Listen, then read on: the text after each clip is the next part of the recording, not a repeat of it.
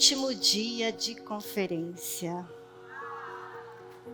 Tem sido bom, não tem? Tem sido bom. Deus tem sido gracioso, aliás, como Ele sempre é, né? Mas assim, quando vai chegando assim, no domingo, no último dia, a gente já vai começando a entrar naquele clima de meio que despedida, não é mesmo? Já começa assim, já tem umas que já vão deixando a mala meio que pronta no quarto, né? Outras já se perderam no meio das roupas. E aí, para se arrumar ali, vai ficar para arrumar a mala, fica sempre aquela correria. A gente vai entrando assim nesse clima já de meio que saudade, não é? Já dá aquela saudadezinha, porque passou muito rápido. Passa assim, né? Fica um ano correndo, preparando, e quando a gente vê, passa muito rápido. E a gente entra nesse clima aí, então, de saudade, e pensando assim, poxa vida, estava tão bom, né? Por que está acabando já? Né? Mas é uma saudade boa. Não é uma saudade boa? Sabe por quê? Ao mesmo tempo que nosso coração fica meio assim, né? Ah, já está acabando. A gente já está pensando na Fiel Mulheres 2023. A gente já está lá com a mente ligadona lá. E já estamos pensando na Fiel, não estamos? E já estamos pensando, poxa vida, olha, quem que eu posso trazer o ano que vem? Vou trazer minha vizinha, minha amiga, minha irmã, minha avó, minha mãe. Já quero trazer um monte de gente, porque foi bênção. Ano que vem eu quero que venha mais gente. A gente já vai pensando já no ano que vem. E a gente vai criando aquela expectativa. Então é uma saudade, mas é uma saudade boa. Mas será que toda saudade é uma saudade boa? Não é, né, mas? Infelizmente. Tem saudades que não são tão boas assim. Tem saudades que elas têm um gosto de melancolia.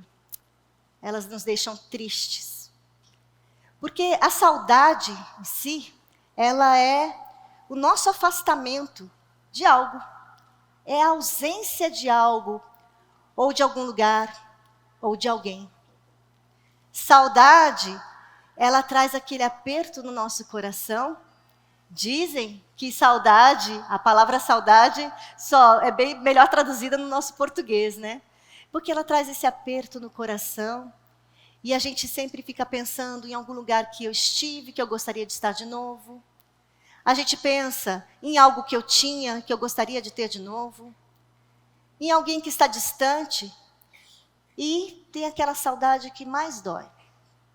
Que é a saudade quando alguém que a gente ama partiu. Essa saudade, ela aperta mais o coração. E a gente nem gosta de falar que com alguém que a gente ama morreu. A gente fala partiu. Porque a palavra morte, ela é pesada para a gente. A Naná já falou um pouco sobre a morte aqui, né? E a gente tenta fugir um pouco dessa palavra morte, porque ela traz esse peso de separação para nós. Nós já ouvimos aqui que o apóstolo Paulo falou que morrer para ele é lucro. Nós já falamos que ele falou aqui, que ele falou que morrer é lucro porque Cristo está lá, não é, Naná? Cristo está lá. Mas um pouquinho antes de escrever a carta aos Filipenses, o apóstolo Paulo escreveu a carta de 1 aos Coríntios. E nessa carta de 1 aos Coríntios, ele reconheceu que a morte, ela é nossa inimiga. A morte não é nossa amiga, ela é nossa inimiga. A morte, está lá na carta de 1 aos Coríntios, ela é inimiga, mas aí a gente fica pensando assim, será que o apóstolo Paulo está meio confuso? Lá na carta aos Coríntios, ele fala que a morte é inimiga. Passa um pouquinho, ele escreve aos Filipenses e fala que a morte é lucro. O que será que está acontecendo? Será que essa morte aqui, ela é inimiga ou ela é lucro? Sabe o que é, irmãs? O apóstolo Paulo, ele reconhecia, como a Naná bem falou, que morrer é lucro. Mas, ao mesmo tempo, ele reconhecia a natureza da morte. A natureza da morte é um fato dessa inimizade que ela tem conosco. A gente não gosta da morte. E detalhe, a morte é algo que a gente não pode evitar. A morte, ela é uma inimiga que a gente não pode fazer, sabe, daquele jeitinho assim, nossa, a morte vem vindo ali na calçada, eu vou atravessar, que eu não quero nem ver ela, não. Não tem jeito. Ela é aquelas pessoas inconvenientes que você quer evitar, mas não consegue. Às vezes ela chega assim, ó, repentinamente, como nós ouvimos no testemunho de hoje de manhã.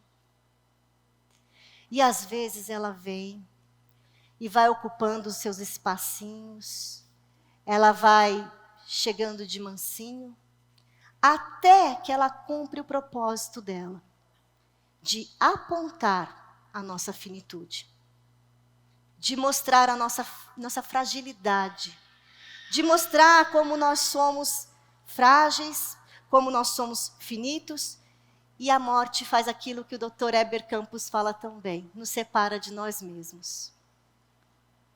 A morte dói, porque ela é uma separação.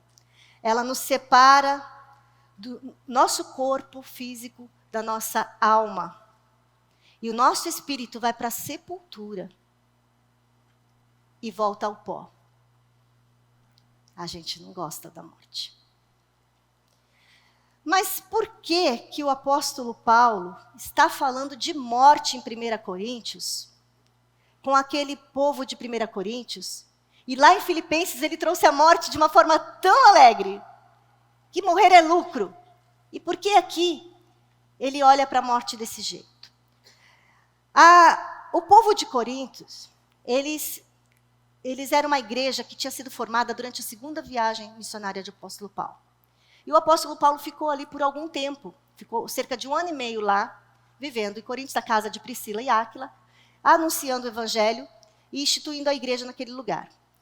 Mas, depois que o apóstolo Paulo foi embora, a igreja passou a ter alguns problemas. E ela passou a ter algumas dificuldades naquela igreja. E esses problemas eram das mais diversas naturezas. E esses problemas foram relatados para o apóstolo Paulo. Alguns deles através da família de Cloe e outros através de cartas.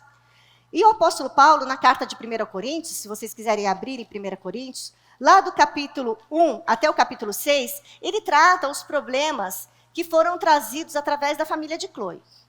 E depois, dos capítulos 7 até o 16, ele vai tratar dos assuntos que vieram para ele, dos problemas que vieram para ele através de cartas.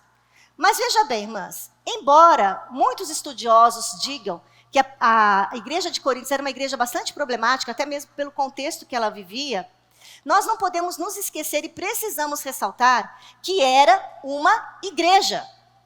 Ali haviam crentes, homens e mulheres regenerados por Cristo, restaurados por Cristo, homens e mulheres que pertenciam ao Senhor, e a gente não pode deixar isso fugir da nossa mente. Então, quando o apóstolo Paulo traz esse tratamento desses problemas para a igreja de Coríntios, ele está trazendo para nossos irmãos em Cristo, para homens e mulheres que Deus trouxe para si, que Deus tirou do império das trevas e trouxe para si.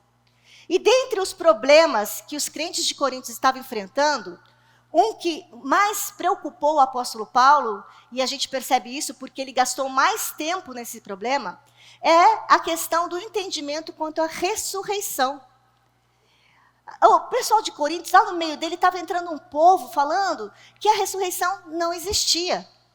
Não havia ressurreição. Dá uma olhadinha em 1 Coríntios, capítulo 15, versículo 12.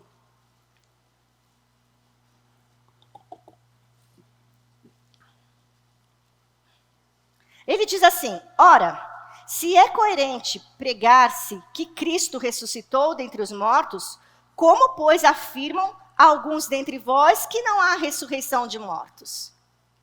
Algumas pessoas dentro daquela igreja estavam afirmando que não havia ressurreição dos mortos. Então ele começa esse capítulo 15 tratando da ressurreição. Aqui no comecinho do capítulo 15, no versículo 3 e no versículo 4, ele vai trazer para eles a lembrança de que quando ele esteve lá, ele anunciou o evangelho de Cristo, e que o evangelho de Cristo fala que Cristo morreu, mas Cristo também ressuscitou segundo as Escrituras. E esse segundo as escrituras que o apóstolo Paulo está falando aqui, não é a Bíblia como nós temos hoje. Ele está falando segundo as escrituras, lá a palavra de Deus escrita no Antigo Testamento, que é o que ele tinha de referência.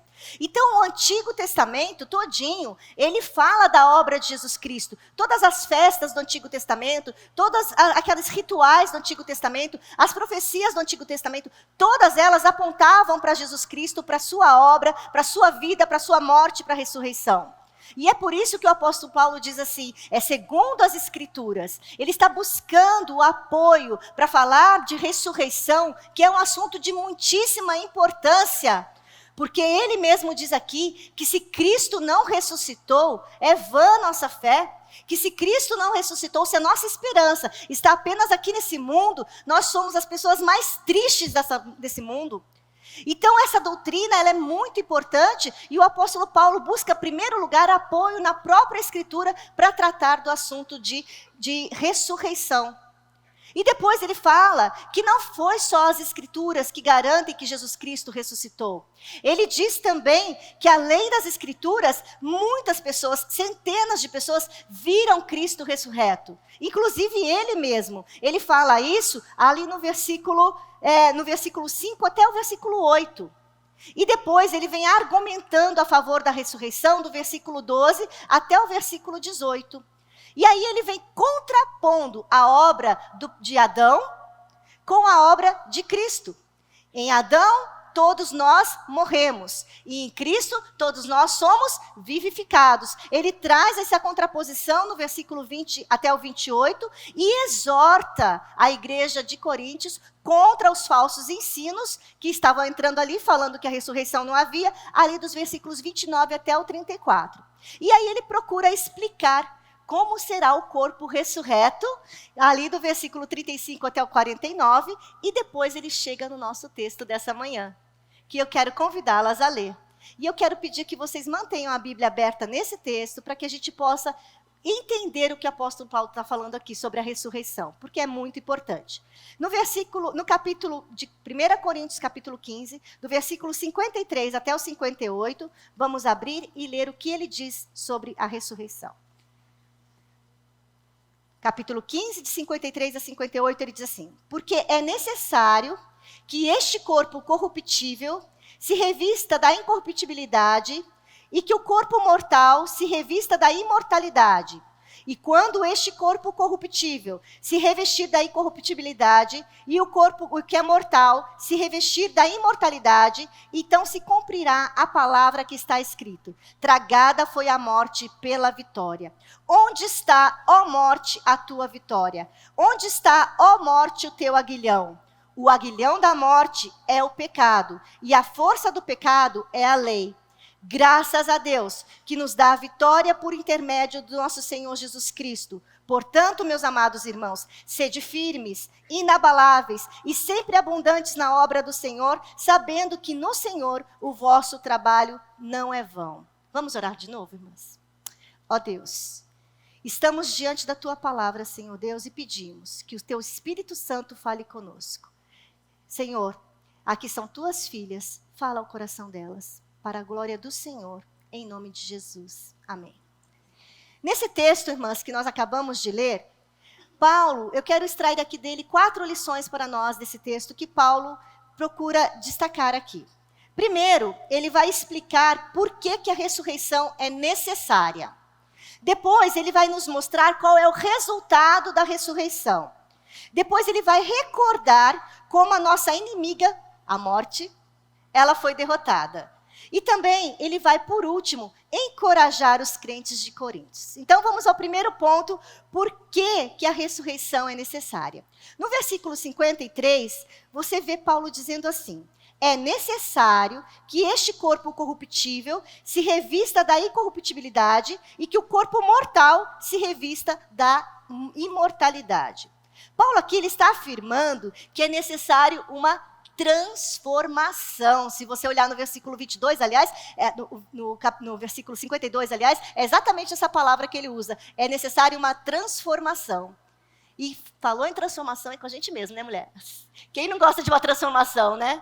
Quem nunca aqui pensou assim, poxa, podia ser aquela mulher do programa 10 anos mais nova, né? Quem sabe, né? Se você não pensou ainda, espera um pouquinho.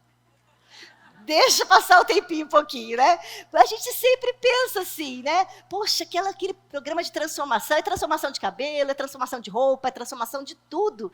E a gente fica sempre olhando para aquilo assim, nossa, poxa vida, que interessante, eu queria fazer uma transformaçãozinha aí, né? Mas essa transformação aqui, que o apóstolo Paulo está falando, ela é muito mais profunda. Ela não é uma transformação aí com os creminhos, não, né? E a gente fica pensando aí nas transformações, por que será? Por que a gente pensa que a gente podia ficar 10 anos mais jovem? Que a gente podia ficar melhor, mais bonita? Sabe o que é, irmãs?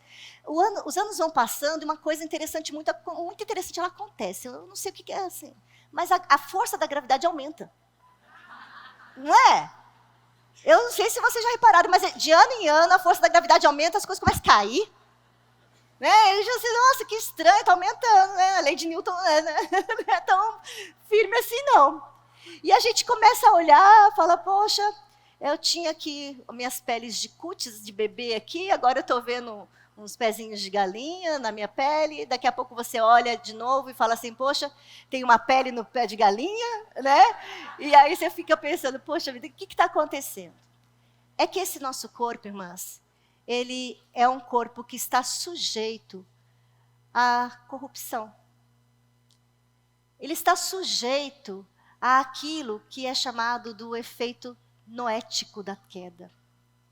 E nós, quando Adão pecou, quando Eva foi lá, né? Porque a gente fala tanto de empoderamento feminino, e a Eva foi lá e se empoderou, né? E tomou a frente, e olha o que deu. Né? Até hoje a gente está aqui conversando sobre Adão e Eva, né? Não deu muito certo, né? Mas aí quando Eva pecou, os efeitos da queda vieram sobre toda a criação. E vieram também sobre não só o nosso corpo físico, mas também sobre a nossa alma. E por causa do pecado de Adão e Eva, a morte entrou. Por causa da desobediência de um só homem, a morte entrou. E a morte trouxe essa separação que nós falamos entre o homem e Deus, em primeiro lugar. Foi a quebra do mandato espiritual. Quando nós fomos separados da comunhão com Deus. E essa separação de Deus, pastor Jonas Madureira já falou muito bem aqui, essa separação que trouxe entre o homem e Deus, na perda dessa comunhão, os crentes de Corinto já tinham superado. Porque, dá uma olhadinha no versículo 13, do versículo 13 até o 18. O que diz aí no versículo 13 até o 18? Diz assim, e se não há ressurreição de mortos, então Cristo não ressuscitou. E se Cristo não ressuscitou, é vã a nossa pregação e a nossa fé. E somos tidos por falsas testemunhas de Deus, porque temos asseverado contra Deus que ele ressuscitou a Cristo, ao qual ele não ressuscitou. E é certo que os mortos não ressuscitam. Porque se os mortos não ressuscitam, Cristo também não ressuscitou. E se Cristo não ressuscitou, é vã a nossa fé. E ainda permanecemos nos nossos pecados. E ainda mais, os que dormiram perecem. O que ele está falando aqui? Ele está falando que se não existe ressurreição, se Cristo não ressuscitou, ninguém foi perdoado do pecado. Então é tudo vão que a gente está pregando. Todo o evangelho é vão. Não houve perdão. Mas nós sabemos que Cristo ressuscitou. Ele já defendeu que Cristo ressuscitou. E como Cristo ressuscitou, ele nos vivifica nele, ele nos dá nova vida, ele nos regenera e ele nos coloca de novo em comunhão com Deus. E quando Cristo nos salva e nos coloca de novo em comunhão com Deus, essa é a primeira ressurreição. Então, por essa ressurreição, todos nós que somos de Cristo já passamos por ela. Mas existe uma outra ressurreição, que é a separação, a ressurreição que vem por causa da separação do homem de si mesmo. Como nós dissemos aqui, os efeitos da queda não vieram só sobre a condição espiritual do homem, mas atingiu também a esfera como um todo. todas as esferas da nossa vida. E a morte física passou a ser essa realidade. E esse corpo que nós recebemos começou a sofrer essa realidade. E se esse corpo, da forma que ele está, ele não é um corpo passível de estar na presença do Deus eterno e todo-poderoso e santo, santo, santo. O nosso corpo corruptível e corpo mortal, ele não pode entrar na presença de um Deus completamente santo. Dá uma olhadinha aqui no versículo 50 do capítulo 15, o que diz. Isto afirma, irmãos, que a carne e o sangue não podem herdar o reino de Deus, nem a corrupção herdar a incorrupção. E é por isso, é porque nós, com esse corpo corruptível, nós não podemos estar na presença do Deus 3 vezes santos, que é necessário que haja uma transformação. Então, por que a transformação, por que a ressurreição tem que acontecer? Porque o nosso corpo, que está sofrendo os efeitos da queda, não pode entrar na presença do Deus totalmente santo. No novo céu e na nova terra, não haverá nada que esteja sob efeito da queda. Não haverá nada que esteja contaminado pelos efeitos da queda. Não que o nosso corpo em si seja mau, não é. Mas ele sofre essas condições, sofre esses efeitos da queda. Então, por causa disso, é necessário que esse corpo seja transformado. Então, a ressurreição, ela é necessária. Por isso que o apóstolo Paulo diz aqui, logo no versículo 52, que essa ressurreição é uma transformação que nós teremos que passar. Nós vamos ter que passar por essa transformação para que esse corpo nosso seja revestido de incorruptibilidade e a mortalidade do nosso corpo seja revestida de imortalidade. Mas, quando que isso vai acontecer? Quando que esse dia vai chegar? Vamos ler no versículo 54. E quando este corpo corruptível se revestir da incorruptibilidade, e o que é mortal se revestir da imutabilidade, então se cumprirá a palavra que está escrita: tragada foi a morte pela vitória. Quando, irmãs, vai ser esse dia de transformação? Será na segunda vinda de Cristo.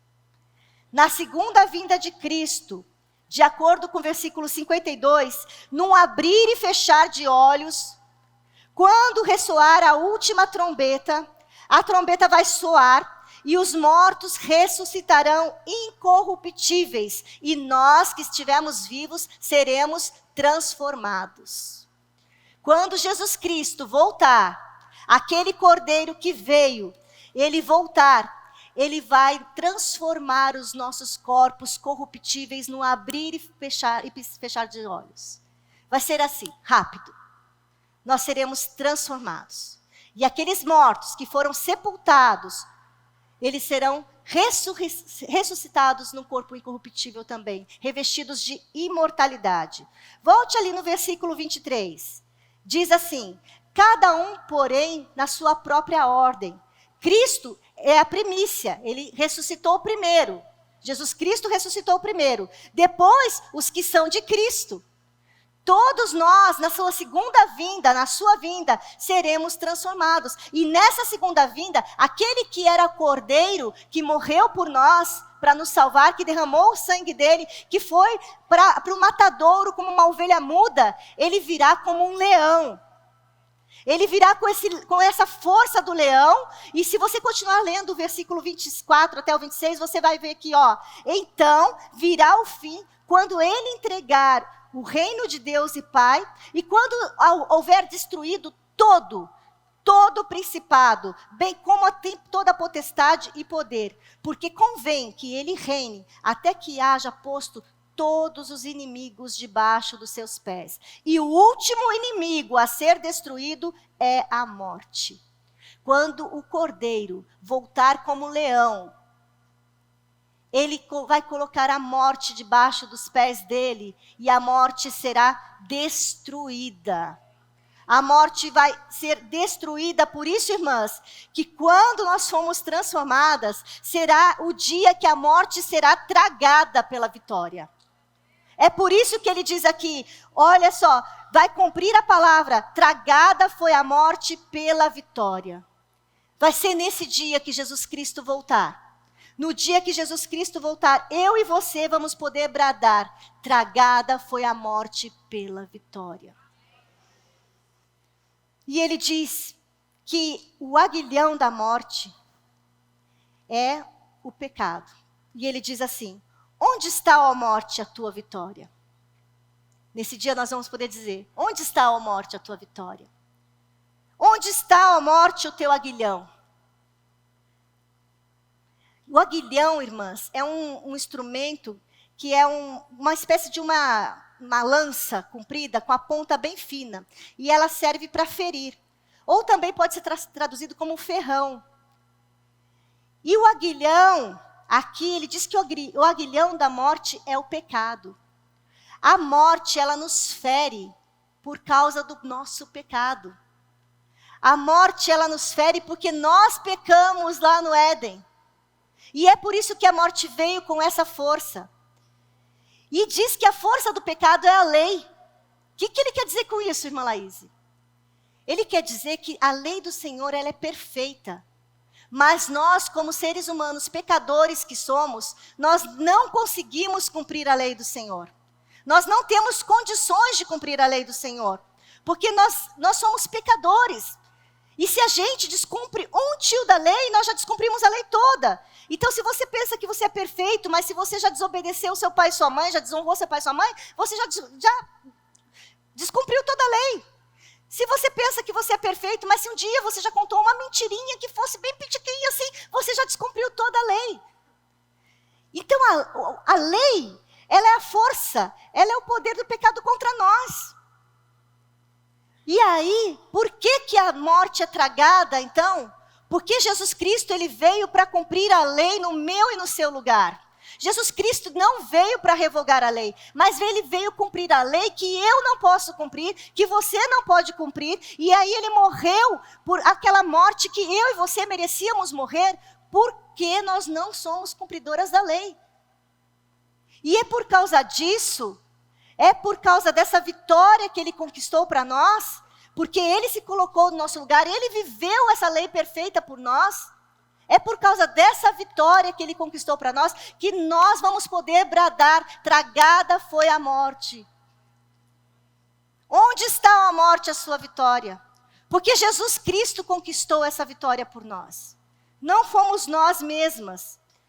Por isso, irmãs, a morte, ela nunca pode ser vencida por nós. Não vai ser vencida a nossa força. A gente não consegue escapar dela. Mas Jesus Cristo veio para nos livrar do poder da morte. Ele veio para nos livrar desse poder da morte e nos dar a nova vida em Cristo, na regeneração, na primeira ressurreição, e nos dar esse corpo incorruptível quando ele voltar como um leão. E essa é a nossa esperança, essa é a nossa expectativa. Por isso que o apóstolo Paulo, ele diz logo em seguida, graças a Deus que nos dá a vitória por intermédio do nosso Senhor Jesus Cristo. Graças a Deus, porque eu, Laís, não poderia vencer a morte. Eu, Laís, não consigo fugir da morte. Mas graças a Deus que ele nos dá a vitória por intermédio de Jesus Cristo. E não é só para nós. Tessalonicenses diz que aqueles que já dormiram no Senhor ressuscitarão primeiro. Aqueles nossos amados que já dormiram no Senhor, eles ressuscitarão primeiro. Eles também receberão esse corpo transformado, esse corpo incorruptível, esse corpo cheio de glória, semelhante ao corpo de Cristo. E esses também ressuscitarão primeiro. E todos nós encontraremos com Cristo nos ares. E nós vamos reinar com Cristo. No novo céu e na nova terra, nós vamos reinar com Cristo. Olha que bênção, olha que vitória. Olha porque Paulo olhava para a morte, lá em Filipenses, e dizia que morrer é lucro. Por que morrer é lucro? Porque Cristo está lá. Mas por que morrer é lucro? Porque Cristo conquistou essa vitória. Ele está lá e eu vou estar lá porque Ele conquistou essa vitória por mim e por você. Uma vitória que nós não poderíamos conquistar. Vocês lembram que eu falei aqui no começo que a gente está com uma saudade boa? É uma saudade boa porque a gente já está numa expectativa do ano que vem? Qual a nossa expectativa diante da morte? Qual a nossa expectativa para o dia da volta do Cordeiro? Será que nós estamos falando, Maranata? Maranata, ora vem, Senhor Jesus. Vem, Senhor. Vem transformar esse corpo corruptível. Vem transformar esse corpo mortal. Que nenhum cosmético dessa terra vai conseguir fazer. Esse é o poder de Deus sobre a morte. O nosso Deus, Ele tem poder sobre a morte. Já disseram, a morte foi derrotada na morte de Cristo. Cristo, Ele morreu e Ele ressuscitou. E ressuscitou porque Ele te ama, irmã. Ele ressuscitou por você, Ele ressuscitou por mim, Ele ressuscitou por aqueles que já dormiram nele. Ele não nos deixa só, Ele nos sustenta, Ele nos carrega. Ele transforma nossas vidas, Ele nos enche com teu espírito. Ele nos encoraja quando a morte chega, quando a morte bate na nossa porta. Seja com um ente querido, ou quem sabe com nós mesmos, enfrentando uma doença mortal. E é engraçado que a gente não se dá conta que a morte é tão real, até que ela venha. E aí um médico fala para você, você tem 3 meses de vida. Você fala, eu vou morrer. Todos nós vamos morrer. Mas todos que estão em Cristo vão ressuscitar. Vão ressuscitar num corpo incorruptível, cheio de glória. Num corpo todo restaurado para viver com Ele eternamente. Num lugar onde a morte não tem mais poder. Um lugar onde Ele vai enxugar dos nossos olhos toda a lágrima. Como Deus é bom. Como Ele nos ama. Nós cantamos aqui, eu sei, me amas. Nós cantamos aqui que nós nos prostramos diante da cruz. Nós cantamos aqui sobre a ressurreição de Cristo. Mas nós podemos celebrar a nossa ressurreição nessa expectativa da volta do Senhor Jesus Cristo. Nessa expectativa de que Ele vai vir, vai buscar a sua igreja e nós estaremos com Ele. Essa é a nossa esperança. A gente está tão animada com a Conferência Fiel 2023, que a gente quer sair daqui falando dessa conferência para todo mundo. Mas nós precisamos estar ainda mais animadas com a volta de Cristo. Quando Ele vier buscar a igreja e sair daqui falando para todo mundo. Tem solução para a morte. A morte já foi vencida. Tem solução para esse corpo corruptível, para esse corpo mortal. E a única solução está em Cristo. Porque Ele venceu a morte foi tragada pela vitória de Cristo. Nós precisamos, irmãs, viver essa verdade, viver essa expectativa. Porque ter consciência do que Cristo fez por nós, do que Ele padeceu, da ressurreição dEle, e do que Ele transformar, no que Ele não vai nos transformar, que é a imagem e semelhança dEle, ter esse entendimento tem que gerar algo em nós, que o apóstolo Paulo fala aqui no versículo 58. Ele diz, portanto, como vocês sabem que Cristo morreu e ressuscitou por vocês, vocês já foram regenerados, já passaram pela primeira regeneração, a morte foi vencida, a morte não tem mais poder sobre vocês, o aguilhão da morte não tem mais poder sobre vocês. Como vocês estão na expectativa dessa volta e dessa transformação do corpo, portanto, minhas amadas irmãs, vou parafrasear aqui, minhas amadas irmãs, sede firmes, sede inabaláveis e sempre abundantes na obra do Senhor. firme na rocha da sua salvação. Inabalável quando as lutas e os sofrimentos dessa vida baterem a nossa porta. Não deixe te abalar.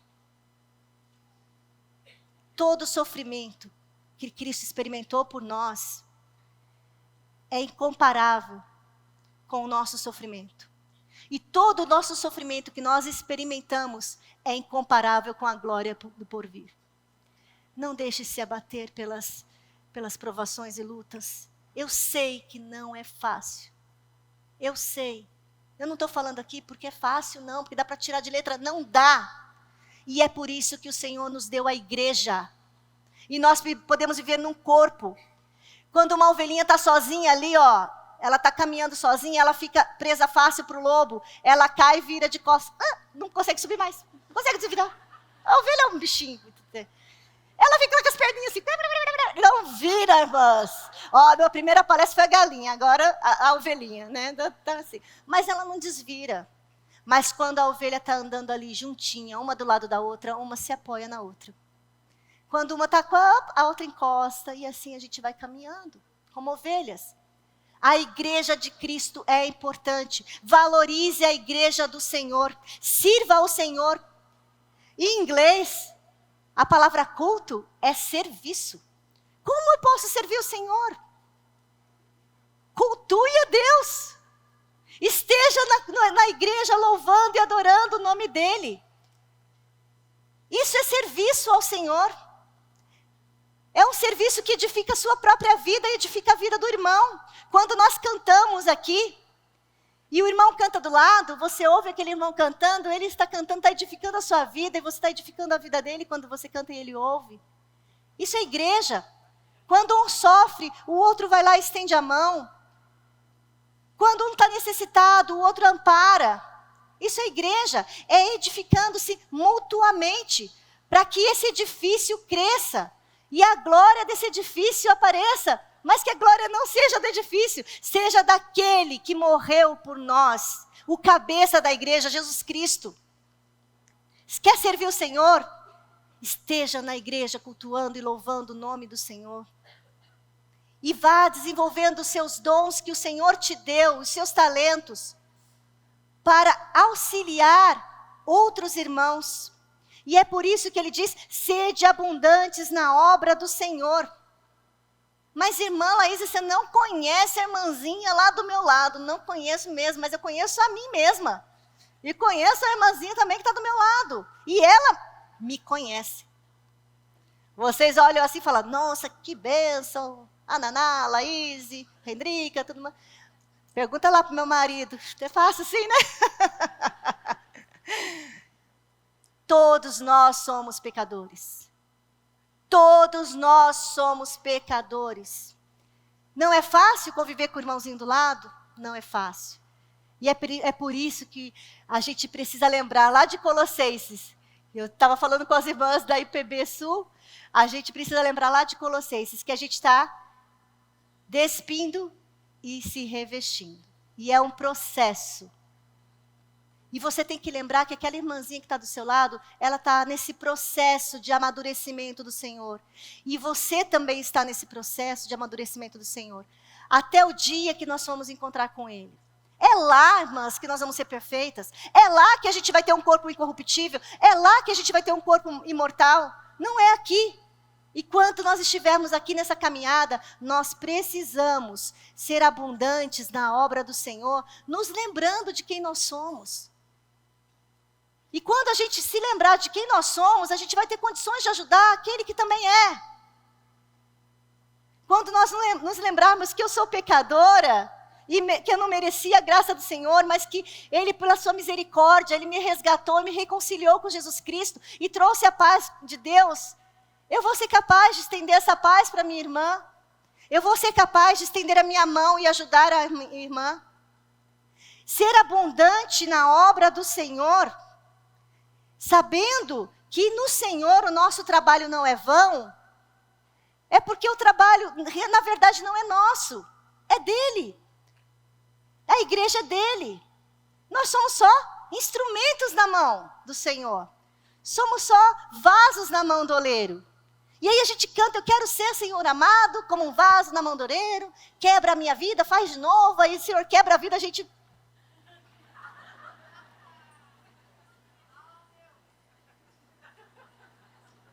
Senhor, o Senhor pegou pesado. Eu falei quebra no sentido... Aí o Senhor veio e quebra mesmo, Senhor, não dá. Aumenta a minha fé, é o Senhor da aprovação, gente. Como que o Senhor fez isso comigo?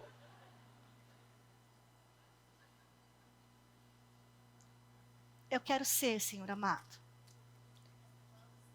Eu quero ser como um vaso nas suas mãos. Quebra a minha vida. Faça de novo. Usa-me para a tua glória. Seja aonde for, sustenta. Porque o vaso é de barro, Senhor. O vaso é de barro. Mas ali dentro tem o Espírito do Senhor. Nesse vaso de barro habita a vida de Cristo em nós. E a glória é dele.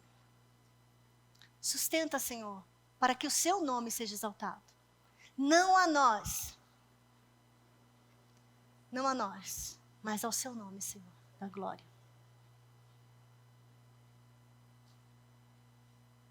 Se nós cantarmos esse hino e clamarmos para o Senhor, Ele nos ouve.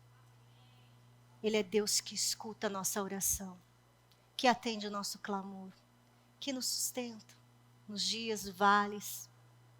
Ele está conosco no vale da sombra da morte.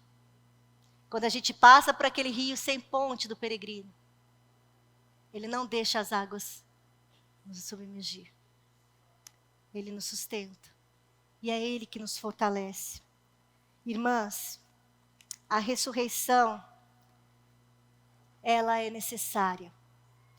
Necessária para que nós possamos entrar na presença do Deus Santo, Santo, Santo, sem nenhum efeito da queda sobre nós.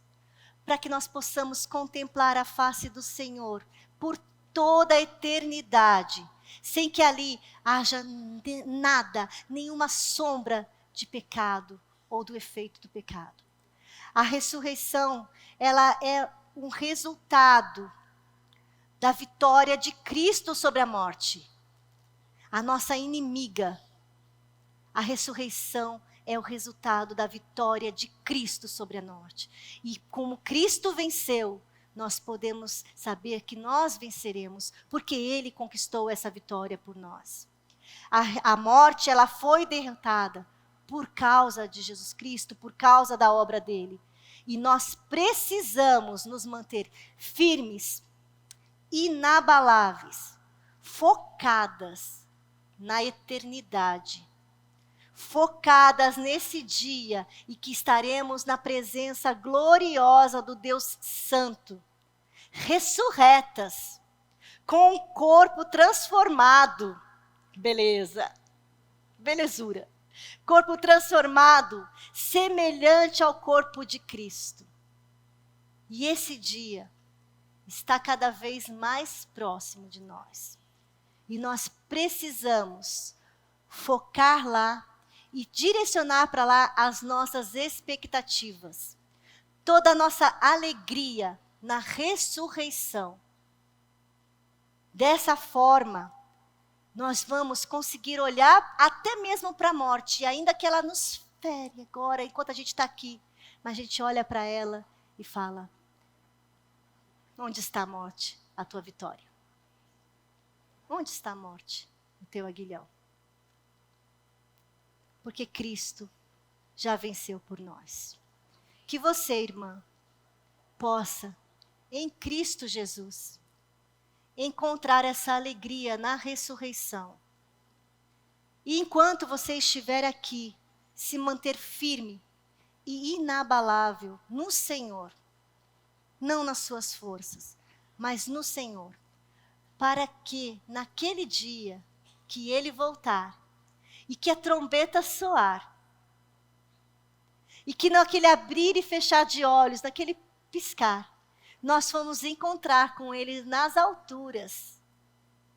Nós possamos juntas, lá, todas nós aqui, muitas mulheres que não estão aqui, todas juntas, louvar o Cordeiro que um dia foi morto, mas que ressuscitou e que veio como um leão e veio para vencer a morte por nós. Que o Senhor Jesus encha o coração de vocês dessa expectativa da ressurreição e que nele vocês possam encontrar alegria mesmo nas provações. Vamos orar, irmãs? Ó Deus, ó Senhor Deus, quantas lutas, quantas perdas, quantos queridos nossos que já morreram, dos quais nós sentimos saudades. Quanto medo quando a morte vem silenciosamente bater a nossa porta. Mas, Senhor, o Senhor é Deus gracioso, soberano, até sobre a morte. A morte não é maior que o Senhor. O Senhor venceu a morte.